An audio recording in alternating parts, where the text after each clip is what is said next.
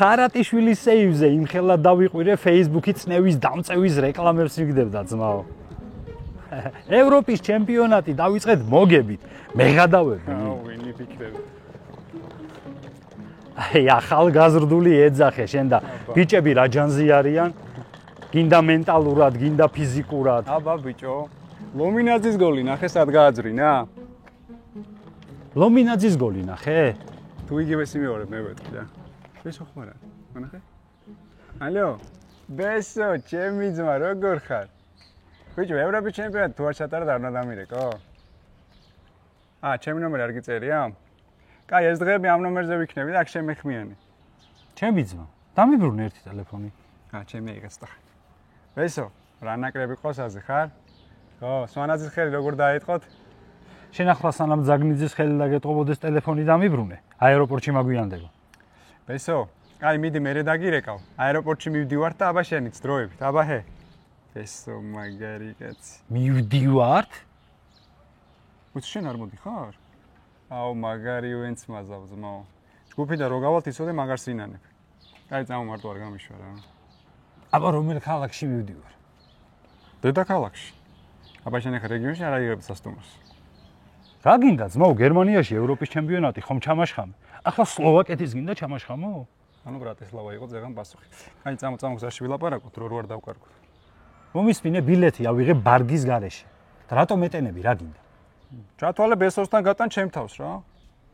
არგენტომი ძმაო, რა ვიცი რას მათან. არაფერი არ მოვდივარ. უბრალოდ რაღაც გამირკვია რა. იქ რო ჩახვალ, ჩვენები სადაც ვარჯიშობენ, იქ ბაზაზე რა. მანდრო მანდაც ვერ დაიმახსოვრებ, კაი, წამოღო, მომეცი. რას წამოღო, ძმაო, თავი დამანებე. სალგაცა ხომ მიდიოდი შენ გზაზე, წადი რა. მოდი ჯეირან. თუ მოვიგე მოვდივარ, თუ არა დავრჩები. კი არ რჩები, ქრები, ჩემი ცხოვრებიდან. კაი, მოდი. ჯეირან. კაი, რა ჩამოგტირის სახე პოლონეთის ძნელივით. მიგატანინე ბარს ახლამდე დაგაბინავებ და ისა რა ქვია. 14 ივნის ახალგაზრდული ევროპის ჩემპიონატის მეორე ტურში საფრანგეთს ვეთამაშებით. პირველ ტურში დაძაბულ ბრძოლაში პოლონეთი დავამარცხეთ, ლომინაძის გოლით 1-0 ვიგებდით, შემდეგ 11 მეტრიანით გაგვითანაბრეს და ბოლო წუთებზე გორდეზიანმა გამარჯვების გოლი გაიტანა. მოკლედ ქართველებმა იმ დღეს ორი დრამა ვნახეთ: ნინა და პოლონეთის საქართველო. პირველ ტურში პოლონეთს ძალიან მაგარი თამაში მოუგო. თელმა გუნდმა ბოლომდე იბრძოლა. შეხვედრის ბოლო წუთზე კი ჩვენმა მეკარემ ლუკა ხარატიშვილმა მეტოქე გუნდის ფორვარდს ფეხით ისეთი ბურთი აუღო, მთელი პოლონეთის ნაკრები საჭთან აპროტესტებდა ქართველებს ემილიანო მარტინესი უდგათ კარში.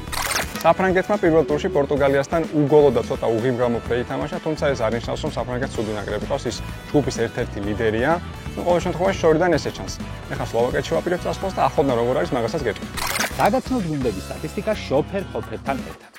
საფრანგეთი და საქართველო ერთმანეთს ევროპის საკვალიფიკაციო ეტაპზე სულ ორჯერ შეხვდნენ და ორივე შემთხვევაში ფრანგებმა მოიგეს. ევროპის ჩემპიონატზე საფრანგეთის ნაკრები თამაშის საშუალოდ 4ჯერ უთხოვს კარში. საქართველო კი 5 უთხოვს აწევს. საფრანგეთი თამაშის საშუალოდ 15ჯერ ჯარიმდება, საქართველო კი ერთხელ ხდება თამაშგარეში. ჩემი პროგნოზია პირველი ტაიმის X2. პირველი შეხვედრა ჩვენ მოვიგეთ, საფრანგეთმა ფრე ითამაშა, შესაბამისად საფრანგეთს უფრო მეტი აქვს გასარისკი, ჩვენ უფრო თავდასხმაზე ვითამაშებთ და აქედან გამომდინარე ვფიქრობ, რომ პირველ ტაიმს მინიმუმ არ წავაგებთ. ჩემი პროგნოზია საქართველოს ნაკრები გაიტანს გოლს. ჩვენი გუნდი ძალიან სწორ და გამართულ ფეხბურთს თამაშობს და გოლის გატანა რომ შეგვიძლიეს, პოლონეთთანაც გამოჩნდა. ფიქრობ ამ შეხვედრაში ძირითადად ფრანგებს ექნება ბურთი, რადგან მათ მოსაგები აქვს, ჩვენ კი კონჩეტოებზე მოგვეცევა შანსი, თან არაერთი და არაერთი შანსიდან მინიმუმ ერთხელ მაინც დაამწუხებენ ჩვენი ბიჭები ფრანგ თანატოლებს.